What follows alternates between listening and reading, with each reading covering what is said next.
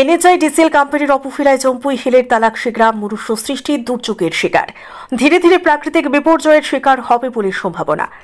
উত্তর জেলার কাঞ্চনপুর মহকুমার অন্তর্গত জম্পুই পাহাড় একটি পর্যটন কেন্দ্র হিসেবে রাজ্যবাসীর কাছে পরিচিত। জম্পুই পাহাড়ের তালাকশি নামের একটি গ্রামে প্রায় 100 পরিবারের বসতি। NH 44 নম্বর জাতীয় সড়ক তৈরির কাজে দায়িত্বপ্রাপ্ত এনএচআইডিসিএল কোম্পানি তালাকশি গ্রামের পাহাড় কেটে সড়ক তৈরির কাজে অবহেলা এবং ক্রিয়াকর্মের ফলে ওই এলাকায় মাটি ভাঙন, বসত বাড়ি ভাঙন এবং ভূমিধসের নামে লক্ষ লক্ষ টাকার সুপারি বাগানের ক্ষয়ক্ষতি হয়। বহু টাকার সম্পত্তি নষ্ট হয়ে পড়ে। এলাকায় পরিবেশের গুণগত মান চিরস্থায়ীভাবে হারিয়ে যায়। এখন হালকা বৃষ্টিপাতেও এলাকার মানুষেরা আতঙ্কে দিনপাত করছেন।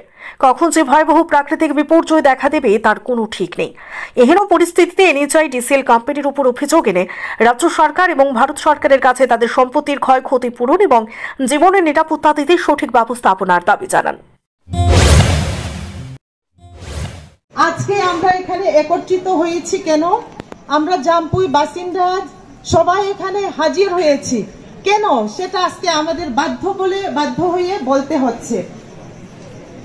আমাদের এই জাম্পুই হিলের একটা গ্রাম তালাকশি গ্রাম, যেটা আমাদের সেই পিতৃপুরুষ থেকে যেখানে আমরা বাস করে আসছি, আজ পর্যন্ত সেখানে অনেক বাসিন্দা আছে।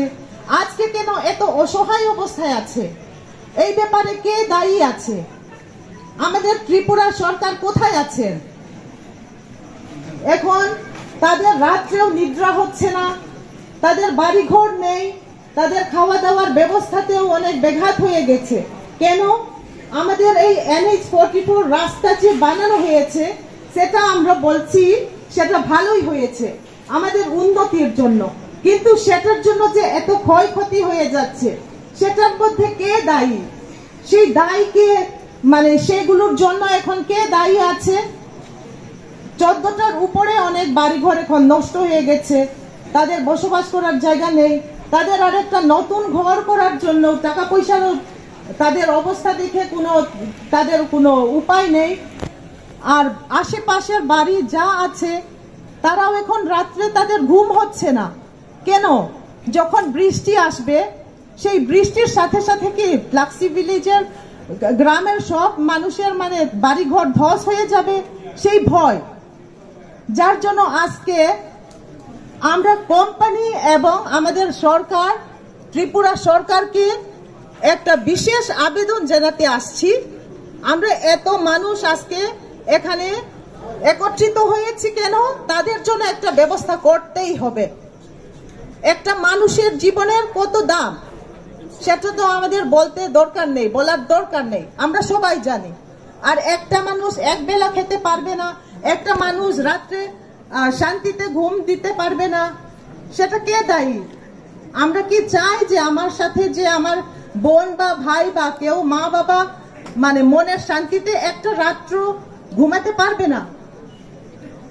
সেই জন্য আজকে আমরা বাধ্য হয়ে এখানে একত্রিত হয়েছি। আমাদের দেখাশোনা করবে কে? আমরা ত্রিপুরা বাসিন্দা, আমরা সবাই ত্রিপুরা বাসিন্দা। আমাদেরকে এত কোনো ব্যবস্থা না করে আজ পর্যন্ত কোনো আমাদের এই ব্যাপারে একটা টাকা পয়সাও তাদের জন্য দেওয়া হয় না কেন? তাদের বাড়িঘর নতুন করে বানাতে হবে, তাদের টাকা পয়সা কোথায়? তারা দিন রোজগারি করে, তাদের এখন অনেক বাগান গাছপালা শস্য জমি সবজির জায়গা নষ্ট হয়ে গেছে। এখন যদি এই বর্ষার মধ্যে আরো বৃষ্টি আসে তাহলে আমরা বলতে পারি না যে তালাকশি গ্রাম কি মাটির তলা চলে যাবে বা কতজন মারা যাবে বা কি হবে সেটা আমরা কেউ বলতে পারছি না। যার জন্য আজকে আমরা আমাদের ত্রিপুরা সরকার এবং কোম্পানি তারা দায়ী। আমরা বাধ্য হয়ে বলতে চাই যে তারাই দায়ী, কারণ তারাই আমাদের মাতা পিতা, তারাই আমাদের জন্য একটা ব্যবস্থা করবে। তাই আজকে আমরা একত্রিত হয়েছি। আজকে যদি আমাদের এই দাবি বা আমাদের সেই প্রার্থনা আপনাদের সাথে, আমরা আশা রাখছি আপনারা অন্তত একটা উপায় করে আপনারা দেখে যাবেন কি হয়েছে না হয়েছে। এইটা যদি আমাদের এই আশা পূর্ণ না হয় তাহলে আমাদের ভবিষ্যতে আমরা কি আরো আমাদের অনেক কিছু করতে হবে, সেটার জন্য না হয় সেই জন্য আজকে আমি আপনাদের কাছে আমাদের এই আবেদন প্রার্থনা আমি রেখে যাচ্ছি। ধন্যবাদ।